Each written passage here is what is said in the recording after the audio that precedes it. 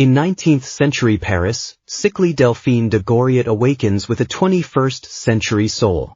Knowing she's destined to betray her father in Balzac's Old Goriot, she rebels, sneaking warm baths, drinking milk, and doing calisthenics. When her father plans to send her sister to a convent, she outmaneuvers fate with modern wit. A time traveler's tender war against classic tragedy. Chapter 1. Miss Delphine, the water is ready in the washroom. Thank you, my dear Victoire, I'll be right there. Miss Delphine de Nucingen rose from the bed in her boudoir. She slowly walked to the side door of the room and entered the washroom. Just these few steps left Delphine breathless. Seeing Delphine stumble slightly, the maid Victoire hurried forward to support her. The so-called washroom was nothing more than a tiny cubicle in the young lady's boudoir. It contained only a washstand and mirror, and a small bathtub just big enough to sit in. Supported by Victoire, Delphine steadied herself and turned her head, seeing her reflection in the mirror. The reflection looked about 10 years old, delicate, thin and pale, with long, soft, almost white hair, the picture of frail ill health. Anyone who saw Delphine's fragile appearance would worry about whether she would survive. Delphine glanced at the bathtub filled with clear water and asked softly, "My dear Victoire, did you add warm water?" Seeing the young lady's timid appearance, Victoire smiled. "It's warm," she said. "Don't worry, Miss Delphine, I won't tell Monsieur Goriot or de say." Delphine smiled too. It should be known that in early 19th century Paris, bathing, especially undressing and soaking in a tub, was considered shocking. Firstly, the water and sewage systems in Paris were quite poorly planned. There was no such thing as running water. Even for prominent aristocratic families, large and bustling, fresh water had to be purchased daily from water vendors. As the cost of transporting water increased, so did the price of water. Secondly, in Catholic religious belief, bathing naked was something only the pagan Greeks and Romans did. Frequent bathing not only went against religious customs, but in the popular perception, it was believed to make one more susceptible to illness. Fortunately, after the French Revolution, some French nobles who had fled to England brought back the habit of bathing and cleaning their bodies from London. This meant that Delphine's request to bathe didn't shock the entire family. However, fashionable ladies at the time preferred cold water, as it was said to make women's skin smoother and firmer. But Delphine couldn't take cold baths.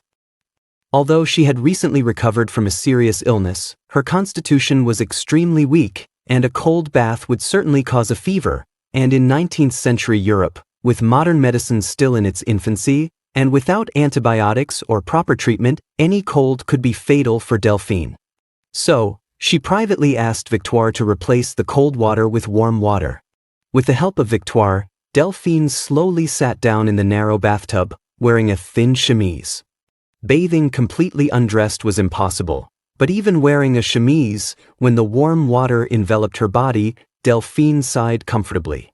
Possessing the soul of someone from the 21st century, Delphine would go mad if she had to live a life where she only wiped her body clean each day. Now she was young and small, and the small bathtub was more than adequate. As she grew older, she would have to find a way to implore her father to get a larger one. Yes, 10-year-old Miss Delphine de Nucingen was a transmigrator. Before transmigrating, Delphine had read plenty of online novels. The transmigrators in these novels either shone brilliantly in thrilling adventures or married into wealthy families and led glamorous lives. But she, upon opening her eyes, found herself in early 19th century Paris. Although it was the most luxurious and prosperous cultural center in all of Europe, Miss Delphine de Nucingen had a persistent high fever for 3 whole days. When the fever finally subsided, the dazed Delphine realized she had transmigrated, and not to actual historical reality, but into Balzac's famous novel, Père Goriot. The plot of Père Goriot was simple. Monsieur Goriot, who had made his fortune in the flower business years ago, married his 2 daughters off to a nobleman and a banker, respectively. He then sold his flower shop, hoping to enjoy his old age supported by his daughters. But he didn't expect that his daughters not only had no intention of supporting him but would also act like vampires, constantly demanding money from him. When they had drained the last penny from Monsieur Goriot's pockets, they abandoned him completely, showing no concern, and didn't even attend his funeral. And the frail Miss Delphine de Goriot was the younger daughter in Père Goriot, married to the banker. Fortunately, she was only 10 years old this year. Marrying a banker? That was a matter for the future. Delphine gently washed her face, cupping warm water in her hands, while sorting out her thoughts. Marriage was too far off. The immediate priority was to regain her health. Miss Delphine. Victoire arrived, carrying a delicate cup. Drink your milk first. Delphine nodded. Thank you, dear Victoire. If there was anything Delphine couldn't get used to since transmigrating, it was the French people's absolute dependence on coffee and baguettes. Usually, breakfast at the Goriot household included coffee, another cup after lunch, and if her father had the time, one before bed. Even when Delphine was taking a bath, the first drink Victoire brought her to settle her stomach was café au lait. After a few days, Delphine couldn't take it anymore.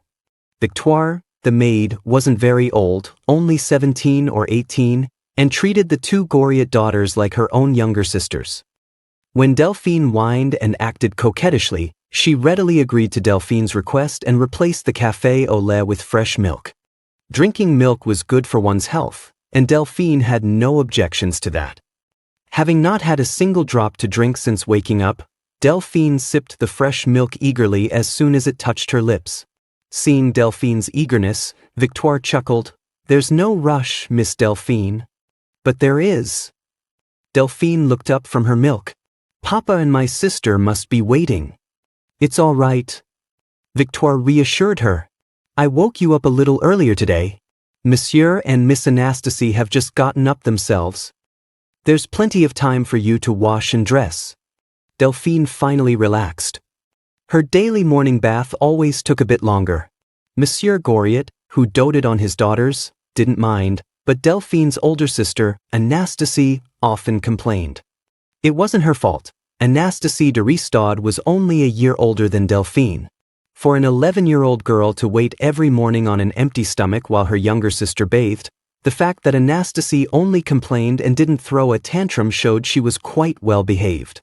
Next time, I'll persuade Anastasie to bathe in the morning too, Delphine muttered. It's so much more comfortable this way. Upon hearing this, Victoire offered a serious suggestion. That's easy. Miss Delphine just has to say that the noble young ladies on the right bank also do this, and Miss Anastasie will definitely want to follow suit. It was a good idea. Having finished her milk, Delphine had more or less figured out how to persuade Anastasie. All right. Seeing Delphine lost in thought, Victoire took away the cup and gently urged, The water's getting cold, Miss Delphine. You should come out now. If we hurry and get you dressed, you'll still have time for that. Gymnastics. Delphine's face suddenly turned red. What Victoire was referring to were the radio calisthenics that Delphine did every day after her bath. It wasn't that Delphine was intentionally doing something typically seen in transmigration novels, but her body was simply too weak. The fact that she needed help walking from her bedroom to the washroom showed how frail the 10-year-old girl was. Exercise was essential for improving her physical condition, but there were no gyms in 19th century France, and running around the city was simply out of the question. Delphine didn't want to be stared at, nor did she have the stamina. So, she chose to secretly do radio calisthenics in the washroom. Even just stretching her limbs was better than lying around listlessly. However, at the moment, Delphine could only manage half a set. She simply couldn't do any more. You mustn't laugh at me, dear Victoire, Delphine pleaded coquettishly. And don't tell Papa or my sister either. It's so embarrassing. I won't tell. Victoire helped Delphine out of the bathtub and dressed her in a morning gown, teasing her with a smile. All right, I'll go help the cook bring in breakfast. Miss Delphine, you finish your gymnastics and then come downstairs to eat, all right? All right. Delphine's cheeks were still flushed, and she said shyly, Thank you, dear Victoire. The little girl was beautiful, with light blonde hair, pale blue eyes, and a pale face tinged with a blush from both her bath and shyness. She looked like a delicate doll in a shop window, thanking you with bright eyes. and Victoire's heart melted. Even as a maid, Victoire couldn't help but slightly overstep her boundaries and stroke Delphine's hair. "Go on, Miss Delphine," she encouraged. "Perhaps after moving around a bit, you'll have a better appetite this morning." With that, Victoire left with Delphine's discarded clothes, thoughtfully closing the washroom door behind her. After a glass of milk and in good spirits, Delphine huffed and puffed, managing to persevere through a whole set of radio calisthenics.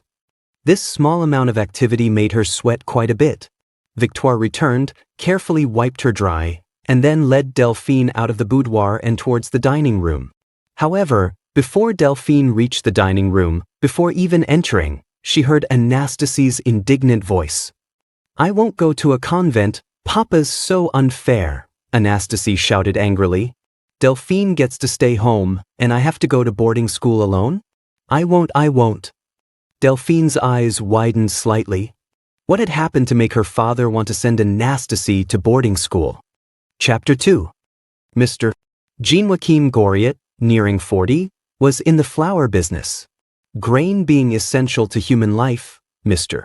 Goriot, with a bit of market savvy and a dash of good luck, had amassed a considerable fortune through his flour shop after the Revolution and the Napoleonic Wars. His net profit now reached 60,000 francs annually. In Delphine's eyes, her father was quite wealthy. In 19th century France, a female cardboard factory worker, laboring 14 hours a day, 7 days a week, earned only about 70 francs a year. Mr. Goriot's flour business earned enough to support over 800 such workers for an entire year. After calculating this, Delphine was secretly stunned. She knew the gap between rich and poor in 19th century Europe was vast, but she hadn't realized the numerical difference was so staggering. No wonder the lower classes in Les Miserables seemed to live in hell. The great writer Victor Hugo wasn't exaggerating. It was important to note that even though Mr. Goriot was so wealthy, he couldn't compare to the nobles on the right bank of the Seine who spent money like water. 60,000 francs would disappear in the blink of an eye for those truly in power. In the eyes of those superior people, Mr. Goriot, who had made his fortune in flour, was nothing more than a peasant, truly unfit for polite society. And Mr. Goriot himself? He possessed the characteristics of all self-made businessmen, preoccupied with nothing but making money and working. In Delphine's view, even in the 21st century, Mr. Goriot would be considered a successful person whose experiences were worth boasting about. Yet he cared nothing for food, nothing for clothing, and had no pursuit of literature or art, living a simple life completely incongruous with his income. Aside from the flour business, he cared only for the 2 daughters his deceased wife had left him. His eldest daughter, Anastasie, and his younger daughter, Delphine, were the treasures of his heart. He spent only 1,000 or 2,000 francs on himself each year, and Mr. Goriot's greatest pleasure in life was satisfying his 2 daughters' every request, reasonable or not. "Money," Mr. Goriot often said, "can be earned again. When I die, won't it all be theirs anyway?" But even Mr. Goriot's great abilities had their limits. Delphine had a high fever for 3 days and Mr. Goriot hadn't closed his eyes for the entire duration. Thank God her fever finally broke, but dear Sayer still wasn't optimistic. Delphine's constitution was simply too weak, and this time's recovery didn't guarantee the same outcome next time. Sayer suggested that Mr. Goriot take Delphine to the countryside for convalescence and vacation. But his younger daughter Delphine was an invalid, while his elder daughter Anastasie was perfectly healthy. He couldn't disrupt Anastasie's education just because of Delphine. Mr. Goriot hadn't remarried. He was the only elder in the household, and it was truly difficult for him to properly care for both daughters. Torn, he hit upon the idea of sending Anastasie to a boarding school for aristocratic girls. Anastasie usually admired the lives of aristocratic young ladies, but Mr. Goriot hadn't expected that this time Anastasie would refuse. "I don't want to go to a convent. Papa is so biased," Anastasie shouted angrily. "Delphine gets to stay home, and I have to go to boarding school alone? I don't want to. And so, as Delphine entered the dining room, she heard her sister arguing with their father. Boarding school? Delphine's eyes widened slightly. Papa is sending Nacy to boarding school? 11-year-old Anastasie was in a fit of pique. Hearing Delphine's soft voice, her anger flared even hotter. The neighbors all knew that Mr. Goriot's two daughters had completely opposite personalities. His younger daughter Delphine, due to her poor health, always had a gentle demeanor, while his elder daughter, Anastasie, taller than her peers, also had a fiery temper. It's all Delphine's fault. Anastasie recklessly blamed her sister. Papa is biased. It's fine that he takes care of Delphine because she's not well, but why should I be the only one sent to boarding school? Papa only loves Delphine, not me. Mr. Goriot smiled wryly. Nacy, how can you say that? Anastasie threw down her spoon and leaned back in her chair, sulking. Papa just doesn't love me. Delphine walked over slowly. Nacy is right. Why should she be the only one to go to boarding school? I want to go too. Anastasie. The younger girl also adopted an unreasonable stance, a hint of grievance flashing across her pale, thin face. Everyone says that girls who graduate from boarding school can enter society, go to beautiful balls. Why does only Nacy get this opportunity and not me? Delphine knew this statement was half true, half false. During the Restoration period in the 19th century, it was very fashionable for families with even modest assets, regardless of class, to send their daughters to boarding schools affiliated with convents for education. This so-called education, in fact, consisted of religious instruction and some very basic introductory subjects. Parents sent their daughters to boarding schools not for the pursuit of knowledge, but to label them as educated, adding to their value in the marriage market. The key point was that boarding schools were completely closed off. The girls inside had no contact with secular society, no contact with the practicalities of life, and certainly no contact with any men. Under these circumstances, it was natural for them to develop fantasies and expectations about the extravagant balls and glittering social life depicted in romantic novels. If a girl came from a noble family, after leaving boarding school, she would naturally enter society, don beautiful clothes custom-made by her mother, and attend balls and salons, experiencing the life described in romantic novels firsthand. What about girls from ordinary families? There were examples, of course, Madame Bovary being the most prominent. Lost in her fantasies, she repeatedly committed adultery for the sake of her dream love, but ultimately, her unrealistic pursuits led her to debt and suicide. Feigning longing was just an act.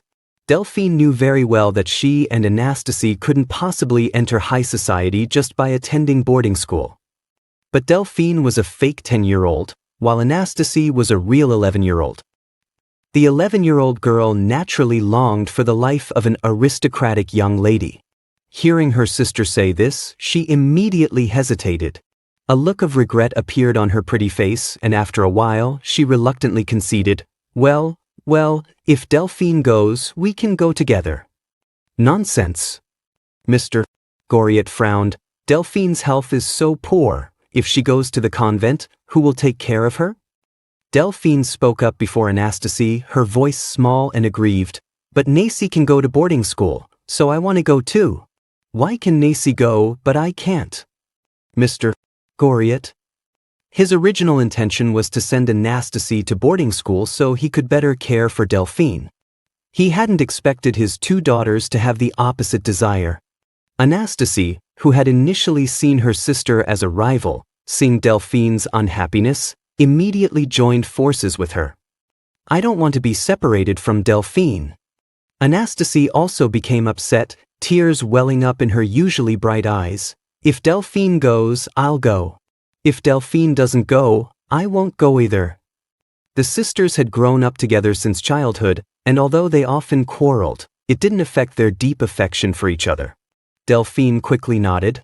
"I don't want to leave Nacy either, Papa. Do you want Nacy to leave?" What else could Mr. Goriot say? He naturally didn't want them to leave.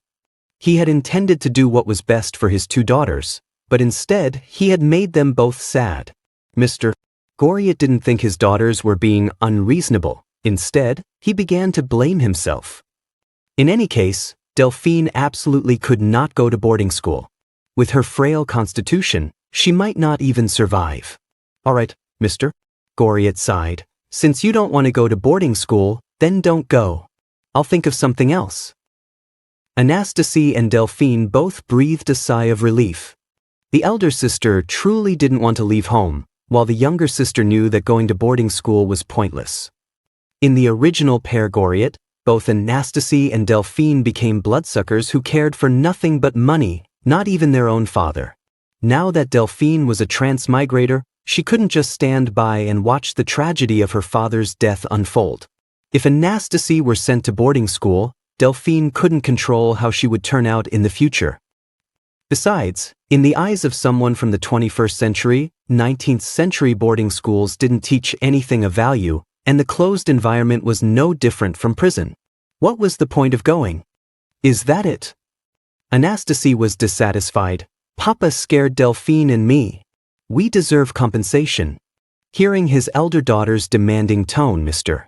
Goriot was somewhat helpless, yet also pleased by her request. "My dear Nacy is really pushing her luck." "Though he said so, Mr. Goriot happily promised. "Isn't it just that you want to extort that fashion print card you've been wanting? One for you and one for Delphine, is that all right?" "Thank you, Papa." Anastasie beamed, her scheme successful. Delphine, however, was still thinking about her and her sister's education. "Papa," she said, settling into her chair at the dining table with the help of the maid, Vera. The fair and delicate girl tilted her head, looking innocent. "Why send my sister and me to boarding school?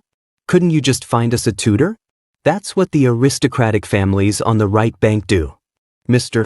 Goriot paused, slightly taken aback. Why hadn't he thought of that? Chapter 3. The idea of hiring a tutor had never crossed Mr. Goriot's mind. It wasn't his fault. Some merchants, once they had money, aspired to a refined, aristocratic life, a cut above the rest. But for Mr. Goriot, despite his substantial annual income, he remained a coarse and simple worker. Only in his ever-growing business and in his two beloved daughters did he display ambition and generosity beyond his experience.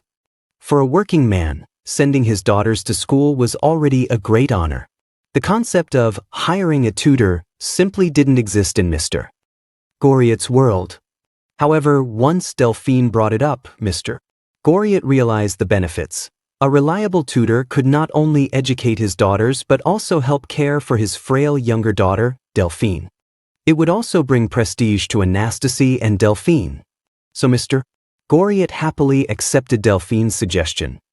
He went to his flower shop after breakfast, tending to his business, and didn't return home until evening.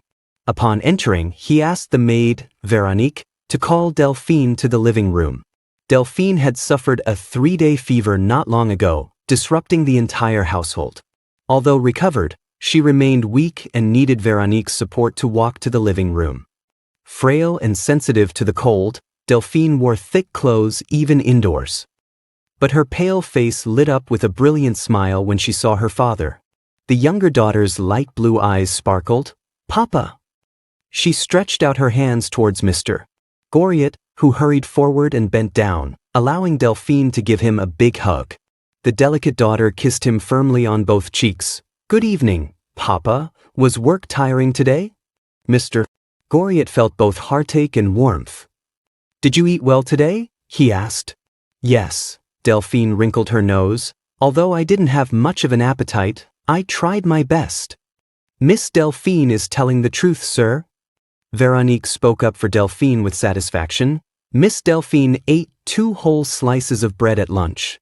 For Delphine, who ate little and was thin, this was a rare display of a good appetite. Mr. Goriot was relieved. Although he didn't live as delicately as the aristocracy, he understood the importance of food better than they did. A full stomach meant a healthy body. This was an eternal truth. As long as Delphine maintained a positive attitude towards eating, she would eventually recover. "That's more like it," the father said, stroking his daughter's hair and smiling. "As a reward, look what I brought for you and Nacy." "What?" Despite her weakness, Delphine looked curious and expectant. When Mr. Goriot revealed the hidden fashion cards, the 10-year-old girl's eyes practically glowed. These were 19th century fashion cards. In Restoration-era France, even in Paris, the artistic center of Europe, the future flourishing fashion design industry hadn't yet formed. There were no professional designers in this era. Those who could be called designers, leading fashion trends, were the noble and wealthy ladies. Typically, they would conceive of a new element and then commission a tailor to create a garment. If it caught the eye of social circles, it would become fashionable. And what about the women outside of high society, outside of Paris? They relied on these fashion cards, drawn by specialized magazines and artists, to understand the prevailing trends. Essentially, these fashion cards served as both fashion magazines and design blueprints. Before time traveling, Delphine had only heard of these things. Now, holding the real thing in her hands, she was naturally fascinated. Seeing his younger daughter's beaming smile, Mr. Goriot was equally delighted. "You can't keep them all to yourself, my dear Delphine," Mr. Goriot teased. "There are two, one for you and one for Nacy." "I know." Delphine grinned and put the cards away. "I'll take this to Nacy right now, but Papa?" About hiring a tutor," Delphine looked up. "If Papa is serious, can Nacy and I meet them before making a decision?" Hiring a tutor wasn't a casual matter. Of course, Delphine didn't doubt her father's efficiency. He would certainly find a tutor who met the current social standards, but 19th century tutors were often no better than boarding schools. I'm afraid the teacher might be too strict," Delphine tugged at Mr. Goriot's coat, whispering, "or too unkind. What would Nacy and I do then?" Mr. Goriot chuckled. "You," he said, stroking Delphine's hair with a mixture of fondness and exasperation, "you're truly spoiled by me." Despite his words, Mr. Goriot agreed to Delphine's request. "If I find a candidate, I'll invite them to the house first, and you and Nacy can see how you feel. The tutor must be someone you both like." "Thank you, Papa." Delphine stood on tiptoe and kissed Mr. Goriot's cheek again. This made the father laugh heartily. "My dear Delphine is such a flatterer." "I'm not. I don't kiss anyone but Papa." All right, go deliver the fashion card to your sister." Mr. Goriot, busy all day, was stopped by Delphine upon returning home, not even having time to change his clothes.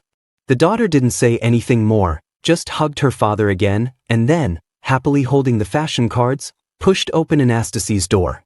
Mr. Goriot treated his two daughters equally in almost every aspect. If Delphine envied her sister for anything, it was her good health. As Delphine opened the door, Anastasy saw the fashion cards in her hand, screamed excitedly, and jumped out of bed with the agility of a carp. "My dear Delphine." Anastasy was taller, prettier, and even louder than other girls her age. She shouted as she rushed over, making Delphine's head spin. The older sister put her arm around her younger sister and led her to the bed, both eagerly and carefully. The two sisters excitedly shared the fashion cards. Let alone the 11-year-old Anastasy, even the time-traveling Delphine was captivated by these cards. Although they were 19th century creations in Delphine's eyes, both the designs and the artistic style were exquisite, comparable to 21st century works. Some of the dress design elements would still be quite fashionable more than 100 years later. Anastasy picked out her favorite card and shared it with her sister as if it were a precious treasure. This one. I saw a noble lady wearing a dress like this in a carriage speeding down the Champs-Élysées." Delphine looked at the card. The girl in the picture was dressed all in white, with only her high boots and hat tassel accented with black. A tricolor ribbon was tied at her neckline, and she held a beige parasol. This style, seemingly Puritan yet incorporating French tailoring, was clearly inspired by the latest fashions from London. But while the older sister was overjoyed, the younger sister's gaze fell on the girl's pathologically thin waist in the picture. Perhaps noticing Delphine's gaze, Anastasy sighed enviously. "How beautiful!" I'll ask Papa to buy me a corset for my birthday this year. Delphine shook her head. 19th century France favored women with full busts and tiny waists, hence the popularity of corsets. However, in the 21st century, corsets, along with female genital mutilation and foot binding, were listed as 3 of history's most harmful practices against women. Statistics showed that for every 100 girls who wore corsets, 20 developed tuberculosis, 15 experienced difficult childbirth due to a narrowed birth canal, and even if they survived childbirth, another 15 suffered from complications. Not to mention the cases of body deformities due to improper use. Only 30 out of 100 truly survived the corset era healthy. It was best to avoid such a harmful thing. Delphine was already frail and sickly. She didn't consider herself one of the lucky survivors. Fortunately, Delphine was only 10 years old, and although her family was wealthy, they weren't aristocrats. She hadn't started wearing a corset yet and had time to figure out how to avoid it. As for Anastasie, Delphine couldn't bear to watch her sister suffer. So her beautiful blue eyes flickered with cunning. However, this cleverness was quickly masked by a well-placed fear and worry. This? What is it? Anastasie asked curiously. I'm afraid to say, Delphine began. I'm afraid to spoil Nacie's mood. Oh, come on. Anastasie was impatient. Delphine, it's always this worrying and that worrying that makes you sick. I promise I won't be angry, just tell me. Delphine deliberately lowered her voice. I heard that some noble ladies tightened their corsets so much that they broke their ribs. Anastasie, what? The older sister's eyes widened, and she covered her mouth. Pampered by their father since childhood, Anastasie, despite her good health, was quite delicate. She would cry for half a day over a minor bump or bruise. Broken ribs? That was unthinkable. I don't want a corset, Delphine pressed her advantage. It's too painful. I'd rather be a little less pretty. Then I don't want one either. Anastasie mumbled sullenly, if my ribs break, wouldn't I die? What's the point of being pretty if I'm dead? The sisters looked at each other, and seeing the hesitation in each other's eyes, they both felt relieved. Delphine didn't want Anastasie to suffer from this bad thing, while Anastasie's thoughts were simpler. If Delphine didn't want one, then she didn't need one either. If they were going to be ugly, they would be ugly together. This thought made her feel much better. Anastasie lost interest in the fashion cards. The young girl rolled over in bed, looked at her delicate sister, and suddenly remembered what Delphine had said in the morning. My dear Delphine, she asked, what kind of tutor do you think Papa will find for us? I don't know. Delphine sat on the edge of the bed, swinging her legs, but I believe the tutor Papa finds will be very good. And Mr. Goriot didn't disappoint Delphine. Chapter 4. Monsieur Goriot could always find the best resources for his daughters. Over the next few days, Delphine and Anastasie met with 3 governesses, one of whom was introduced by Monsieur Goriot's business partner. The introduced Mademoiselle Bernard was a woman nearing 50. Upon seeing her, Anastasie giggled and whispered to Delphine, an old maid. Regardless, Mademoiselle Bernard had the most teaching experience. She grew up in Germany, had taught there, and had also tutored many students in France. It was said that even a certain duchess had been under her tutelage. Mademoiselle Bernard indeed struck Delphine as German. A stern face, dignified posture, her taut expression always slightly raised. When the 2 Mademoiselle Goriots were seated, she spoke with haughty indifference. I will instruct the young ladies in etiquette and proper behavior, so that they may learn to be respectable young women. Monsieur Goriot was quite satisfied with Mademoiselle Bernard, but as soon as she left, the 2 girls burst into laughter. Delphine tugged at her father's sleeve with feigned distress. Papa, Mademoiselle Bernard is so fierce, I'm scared.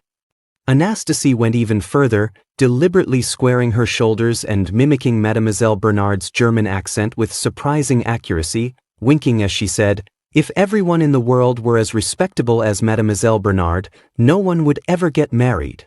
Monsieur Goriot chuckled. You 2 rascals. If you don't like her, we'll find another. The next governess, Mademoiselle Caroline, had written a letter offering her services after Monsieur Goriot advertised his need for a tutor. Since there was no mistress of the house, Monsieur Goriot attended to everything personally, even matters concerning his daughters. This proved quite daunting for Mademoiselle Caroline. The father and his 2 daughters sat in a row in the living room, and Mademoiselle Caroline didn't dare even raise her head when he questioned her. However, she answered his questions fluently. Monsieur Goriot inquired about her work experience, and Delphine immediately understood why Mademoiselle Caroline seemed so uncomfortable. She came from a good family, a distant branch of some noble lineage, but her family had fallen on hard times since her grandfather's generation. This made Mademoiselle Caroline's position rather awkward. She had little dowry and was plain in appearance. Marriage as a means of advancement was out of the question, so after graduating from a convent boarding school, Mademoiselle Caroline had worked as a church teacher or governess in provincial cities. She had experience, but little exposure to men. Mademoiselle Caroline's story reminded Delphine of Charlotte Bronte's Jane Eyre. Therefore, Delphine felt a certain fondness for this seemingly timid young woman who answered questions with quiet dignity. "What a pity, mademoiselle," Anastasie sympathized. "You are of noble birth, yet reduced to working as a governess." "Nacy, that's very rude." Delphine quickly covered her sister's mouth. Mademoiselle Caroline, however, merely smiled faintly. "It's all right. People always wish to be happy, but they don't always recognize happiness. Now I earn my own living, and although I don't have fine clothes and rich food, I am not necessarily less happy than the daughters of nobility." Monsieur Goriot nodded approvingly. Delphine, however, was taken aback. Mademoiselle Caroline had quoted Rousseau's The Social Contract. This was very interesting. The demure young woman sitting in the chair tilted her head slightly. After Napoleon's defeat and the Bourbon Restoration, figures like Montesquieu, Voltaire, and Rousseau were certainly not to be mentioned. It seemed that this Mademoiselle Caroline, though of noble origin, was not a royalist. Interesting. Delphine made a mental note. The third candidate, Mademoiselle Sylvie, arrived uninvited. She knocked directly on the Goriot family's door, startling Monsieur Goriot. This young woman claimed to have heard that Mademoiselle Bernard had visited and felt compelled to offer her own services, wishing to meet with Monsieur Goriot and his daughters. Mademoiselle Sylvie's work experience wasn't extensive, but neither was it lacking. She had served as a governess for the daughter of a viscount, and only left when the viscount's family moved abroad. Before Mademoiselle Sylvie left, the viscountess had written her a very strong letter of recommendation, which showed how well-liked she was. In fact, Delphine and Anastasie also liked her very much. This young woman had a round face, dressed fashionably, and always spoke with a smile, approachable and unpretentious. She spent some time alone with the sisters, chatting about things young ladies enjoyed, such as fashion cards, which lady of high society had bought a new, beautiful carriage, and so on. Importantly, Mademoiselle Sylvie was also witty, and her conversation made Anastasie's beautiful eyes sparkle. "It's her. We want Mademoiselle Sylvie, Papa." After seeing Mademoiselle Sylvie off, Anastasie clung to Monsieur Goriot's arm, coquettishly pleading, "She's humorous, approachable, and so knowledgeable. I like her. Let her be our governess." However, this wasn't just about hiring a governess for Anastasie alone. Monsieur Goriot looked at Delphine, who was still seated. "What does Delphine think?" "I think Anastasie is right, but..." "Nacy is right. Mademoiselle Sylvie is an interesting conversationalist." Delphine hesitated, "but she seems to say whatever we want to hear, as if she's eager to please Nacy and me." "Papa, is Mademoiselle Sylvie in some sort of difficulty, and desperately needs work?" After that, Delphine added timidly, "Can we help her?" Delphine, often unwell, was naturally more sensitive. She could always perceive others' emotions more readily than Nacy. Monsieur Goriot looked thoughtful. He neither agreed with Anastasie nor acknowledged Delphine. Instead, Monsieur Goriot chose to make his own inquiries. In Paris, some people couldn't afford beautiful clothes, and some couldn't afford the latest carriages, but no one could go without bread and noodles. Being in the flower business meant Monsieur Goriot had a wide network of contacts, and with a few questions, he learned the situation. If you are willing to accept the position, mademoiselle, I can pay you 300 francs a year. In addition, your room and board will be covered, Monsieur Goriot began. This salary isn't high in Paris, but it's not too low either. If my daughters make significant progress, I can increase your remuneration later. Mademoiselle Caroline, sitting opposite the father and his two daughters, pondered for a moment before nodding slightly. She replied sincerely, "You are very fair, monsieur. I don't have much teaching experience, and I've just returned to Paris. This salary is just right." This was her agreement. Delphine breathed a sigh of relief inwardly. As someone from the 21st century, she naturally felt a certain affinity for a young woman who could casually quote Rousseau. How much courage and conviction must it take to express having read Rousseau during the Restoration? This Mademoiselle Caroline was certainly not as shy and fragile as she appeared. However, "I still prefer Mademoiselle Sylvie," Anastasie whispered to her sister. "Such a pity." "Yes." Delphine sighed along with her. "Such a pity." Monsieur Goriot, after a little investigation, discovered the reason for Mademoiselle Sylvie's urgent need for work. After the Viscount's family went abroad, she had attempted to elope with a scoundrel, but the attempt failed. The heartless man ran off with all her savings, even leaving her in debt. From a woman's perspective, Delphine felt great sympathy for Mademoiselle Sylvie, but Monsieur Goriot absolutely could not allow an unmarried woman who had eloped to be the governess for his daughters. "I must find a way to do something for Mademoiselle Sylvie," she thought sympathetically, "even if it's just sending her some food to comfort her." Monsieur Goriot couldn't hear his daughters whispering, but he knew it was impolite. He smiled and patted their heads. "Well then, Mademoiselle Caroline, I have one last question. If you can accept this condition, these two little wildcats will be entrusted to your care." "Please ask, monsieur." "If necessary, would you be willing to leave Paris for work?" Mademoiselle Caroline was slightly taken aback. Then she thought for a moment. "Do you mean taking the two young ladies to the provinces? I originally came from the provinces, and I have no other family in Paris, so naturally, it's no problem. However, if you are not accompanying us, please provide me with an assistant.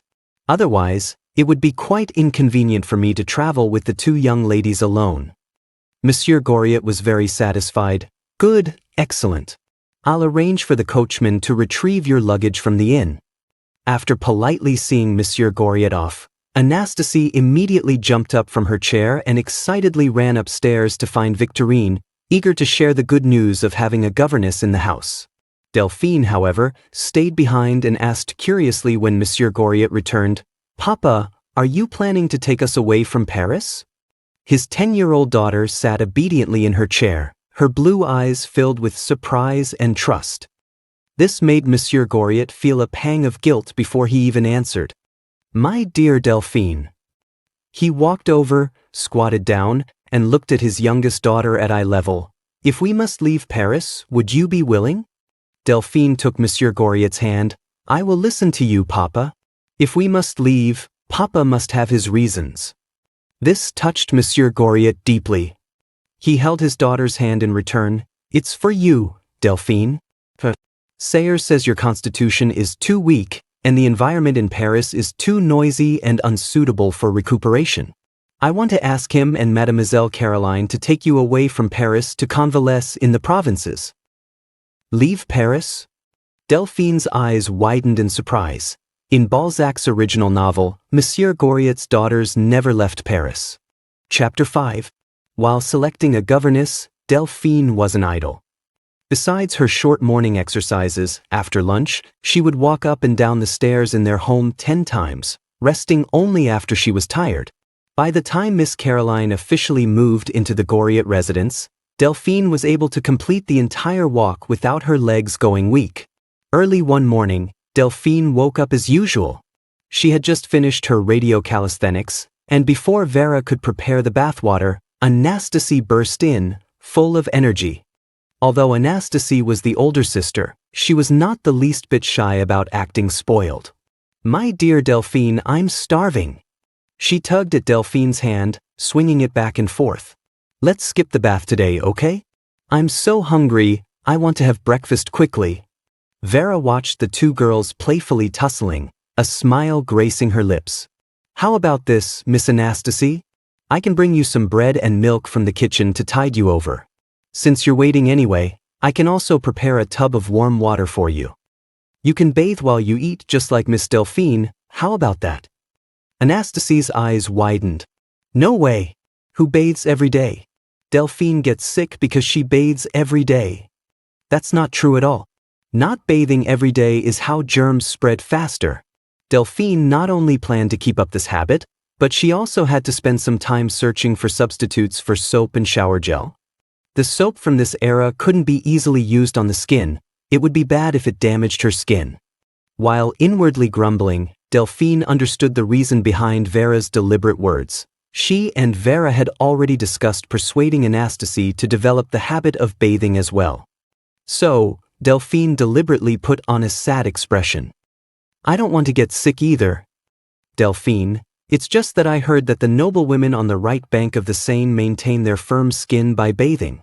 They always smell so good.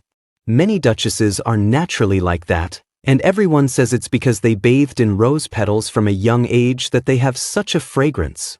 This was, of course, a lie. To help her sister develop good hygiene habits, Delphine felt a small lie was harmless. Anyway, whether bathing made skin firm or fragrant wasn't certain, but bathing would definitely clean the body of dirt.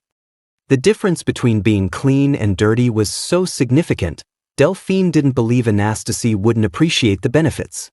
As for now, Anastasie didn't know the benefits of bathing yet, but as soon as she heard it was popular among noblewomen, a hesitant look appeared on her pretty face. I don't." She still insisted. "Anyway, Delphine, hurry up, I'm hungry." After saying that, Anastasie rushed out. As soon as the bedroom door closed, Delphine and Vera exchanged glances. "Vera, still prepare the warm water for Anastasie. She'll definitely want to bathe." These two girls, one lively and carefree, the other gentle and considerate, were endearing to watch. Even though Vera was only a maid, seeing the close relationship between the Goriot sisters made her happy. Vera couldn't help but smile. "No problem, Miss Delphine." And just as Delphine predicted, because Vera had to prepare bathwater for both young ladies, it was Anastasie who was late this time. She played in the water for a bit longer, even getting her hair wet, and when she ran to the dining room, her long hair was still glistening. Anastasie herself wasn't aware of being late. She gave Mr. Goriot 2 kisses on the cheek, then sat down in her chair, picked up a slice of bread, and looked up. "Why aren't you eating, Delphine? You need to eat more so you can get better." Delphine, sitting opposite Anastasie, sighed. It wasn't that she didn't want to eat, but every day it was coffee and baguette. Delphine felt she had reached her limit. These two items were always the protagonists on a Frenchman's breakfast table.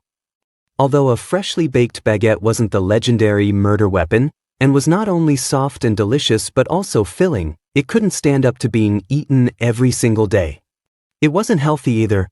Seeing Delphine's aggrieved and troubled look, Mr. Goriot immediately laughed. "Delphine is recovering from a serious illness. It's normal to have no appetite," he said with a smile. "Vera, bring the jam I bought yesterday." "Jam? Jam." The eyes of both girls at the table lit up.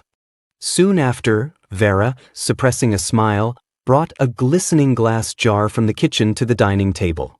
The maid scooped out a spoonful of jam, spread it on a sliced baguette, and handed it to Delphine. She took the bread, smelled the sweet and sour scent of fruit and sugar, and felt like crying. Sugar was once a luxury in Europe that only nobles could enjoy, and in Britain's extremely bloody triangular trade, sugar was one of the important commodities. But in the 19th century, the use of sugar beets lowered the price of sucrose, making it a delicacy that commoners could also enjoy. This made all of Europe go crazy for sugar. The jam was a gift from the flour mill owner. "Try it, Mr. Goriot said.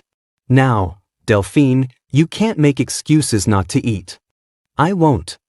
Delphine was very touched. Thank you, Papa. The jam Mr. Goriot brought back was completely different from the jam of the 21st century, refined and processed by large food factories, bursting with fragrance as soon as the jar was opened. This jam was authentic. Delphine took a bite and could taste that the main ingredients were only berries and sugar, and the preparation method was rather simple: crush the berries and then marinate them in sugar. Therefore, the taste of the berry jam was somewhat lacking compared to processed jam. Besides the sweetness of the sugar and the sourness of the berries, there was almost no other flavor. But Delphine, just recovering from a serious illness, couldn't eat anything too complex in flavor, and this was just right for her. "It's delicious, Papa," she said sincerely. "If I could eat fresh berries, that would be even better." "That's easy enough." As soon as Delphine finished speaking, a dust-covered man walked over and picked up on her wish. The three family members at the table turned their heads, and then Anastasie's face lit up with a surprised smile. Sayers. The early morning visitor was none other than the Goriot family doctor, Dr. John Sayers. He had visited on the day Delphine's fever broke, but Delphine, having just transmigrated, was weak and still hazy at the time, so she had no impression of Dr. Sayers. Today, however, this Dr. John Sayers turned out to be a handsome man. The doctor looked to be only about 30 years old, with a tall, straight figure, deep features, and a high, Grecian nose under a head of black curly hair. He possessed both the stature of a man and the refinement Parisians loved. But what Delphine liked most was that, in her memory, he hadn't used any bloodletting therapies on her. On the contrary, as soon as Dr. Sayers approached, she smelled various medicinal solutions. Although modern medicine was just beginning in the 19th century, and the various potions might not necessarily be effective, they were still better than leeches and bloodletting treatments. Sayers walked up to Delphine with concern, scrutinized her for a moment, and then seemed relieved. "Miss Delphine looks well," he said with satisfaction. "Thank God. Delphine has been especially good today." Anastasie hurriedly added, "She ate a lot. Sayers must praise her." Sayers burst out laughing. "That is indeed something to be praised for, Miss Delphine." After laughing, he looked at the composed Delphine, then at the lively Anastasie, and asked teasingly, "Would you two young ladies like to try some fresh berries and fresh milk? If you're brave enough, you can also see with your own eyes a water will taller than a house, as well as picturesque mountain scenery." Yes. Delphine immediately understood why Dr. Sayers had come today. She nodded seriously. "Papa mentioned before that he hoped to take Anastasie and me on vacation sometime. But only nobles and very wealthy families can go on vacation. Papa's business is so busy, he can't spare the time." Upon hearing this, Anastasie's bright eyes immediately dimmed. "Ah, I'm so envious." It was unclear whether she envied the noble young ladies who could go on vacation or the fact that they could see a water will taller than a house. "Who says so?" Mr. Goriot seized the opportunity Delphine had presented him. "I indeed can't leave Paris, but you have Miss Caroline now, don't you? Sayers is going to the provinces for the summer, and I think he certainly wouldn't mind accompanying you." "Really?" Anastasie, who had just wilted, straightened up again. "Sayers and Miss Caroline will take us on vacation?" Sayers said with a smile, "To a place with mountains and water, and a large water wheel, how about that?" "Anastasie, Sayers, you're so kind." Delphine, however, turned to look at the smiling Mr. Goriot. "Papa, really aren't you coming? You also need to rest." Mr. Goriot just smiled and reassured her, "I'll find time to visit you and Anastasie." Then Dr. Sayers, Anastasie, completely focused on the outing, asked, "Where are you and Miss Caroline taking us for the summer?" "A small town at the foot of the Jura Mountains," Dr. Sayers replied, "called Verrières. Miss Anastasie may not have heard of it, but many wealthy people in Paris like to spend their summer holidays in the villages near Verrières." Verrières? Hearing this name, Delphine paused slightly. It sounded familiar. Wait a minute. Delphine suddenly came to her senses. Wasn't this where Stendhal's realist novel The Red and the Black began?